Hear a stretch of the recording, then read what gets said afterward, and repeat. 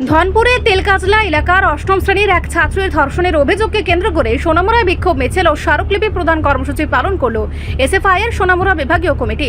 অভিযুক্তদের দ্রুত গ্রেফতার এবং দ্রুত বিচারের দাবিতে সরব হন সংগঠনের সদস্যরা। সোনামুড়া শহরের বিভিন্ন রাস্তা পরিক্রমা করে প্রতিবাদ মিছিল সংগঠিত করে এসএফআই এর সোনামুড়া বিভাগীয় কমিটি। মিছিলে শহরের বিভিন্ন বিদ্যালয়ের ছাত্রছাত্রীরা অংশগ্রহণ করেন। মিছিল শেষে এসডিপিওর কাছে একটি দাবি সম্বলিত স্মারকলিপি জমা দেন সংগঠনের প্রতিনিধিরা। প্রতিনিধি দলে ছিলেন বিভাগীয় সম্পাদক Anisur Rahman, NCI school unit সম্পাদক Umar Faruk, English medium school unit সম্পাদক Udbhab Saha, girls school unit সম্পাদক খাদিজা বেগম এবং উরমাই অঞ্চল সভাপতি আরিফুল ইসলাম।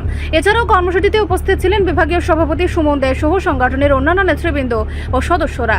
এসএফআইয়ের পক্ষ থেকে দাবি করা হয় অভিযোগের নিরপেক্ষ ও দ্রুত তদন্ত করে দোষীদের অবিলম্বে গ্রেফতার করতে হবে। পাশাপাশি দ্রুত বিচার প্রক্রিয়া সম্পন্ন করে আইন অনুযায়ী সর্বোচ্চ শাস্তি নিশ্চিত করার আহ্বান জানানো হয়।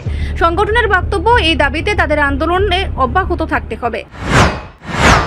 আমরা ভারতীয় ছাত্র ফেডারেশন সোনামুড়া বিভাগ কমিটি, আমরা আজকে আমাদের এই বিভাগ কমিটির উদ্যোগে আমরা সোনামুড়ার বিভিন্ন স্কুল ইউনিটের বিভিন্ন ছাত্রছাত্রীদের নিয়ে আমরা সোনামুড়া শহরে এক বিক্ষোভ মিছিল করে আমরা এসডিও স্যারের সাথে এসে মিলিত হই।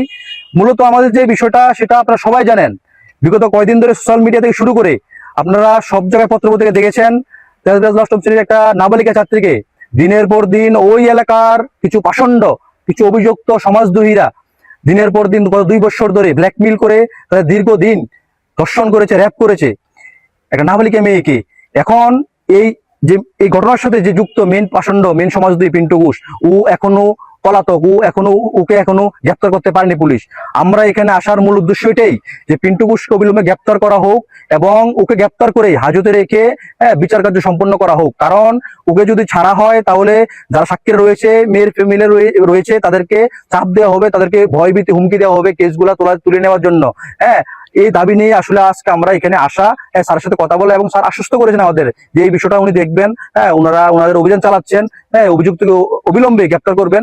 এবং তার সাথে আমরা যে কথাটা বলতে চাই, এই সমাজের মধ্যে, রাজ্যের মধ্যে আমরা যা দেখছি প্রতিনিয়ত খুন দর্শন বেড়েই চলছে। এই যে একটা দর্শনের ঘটনা, মেয়েটা 3 মাসের গর্ভবতী অবস্থায় রয়েছেন, এই যে একটা ঘটনা, এটা সোনামুড়া শহর জুড়ে, সোনামুড়া বিভাগ জুড়ে একটা কালি লাগিয়ে দিয়েছেন, একটা দাগ লাগিয়ে দিয়েছেন। করতে চাই, রাজ্যের আইনি শাসন কোথায় গেল? আইনি শাসন প্রশ্ন চিহ্নের মুখে। এমন হলে চলতে দেয়া যায় না। আজকে একটা বোনের সাথে হয়েছে, এই অভিযুক্তকে যদি অবিলম্বে গ্রেপ্তার করে আইনের আওতায় নিয়ে আসা না যায় তাহলে এই অভিযুক্তরা সমাজের মধ্যে ঘুরে ফিরবে। এই সমাজের মধ্যে আমাদের ছোট বড় বোনেরা নিরাপত্তাহীনতায় ভুগছে, কারণ এই অভিযুক্ত যতদিন ছাড়া থাকবে, খোলা বাতাসে ঘুরবে, ততদিন তাদের নিরাপত্তাহীনতা তারা ভুগবে। আর আমরা সেই কারণেই আমরা এসএফআই ভারতীয় ছাত্র ফেডারেশন, আমরা যখনই কোনো ছাত্র ছাত্রীরা সমস্যায় পড়ে, সমস্যার সম্মুখীন হয়, তখন আমরা তাদের পাশে গিয়ে দাঁড়াই।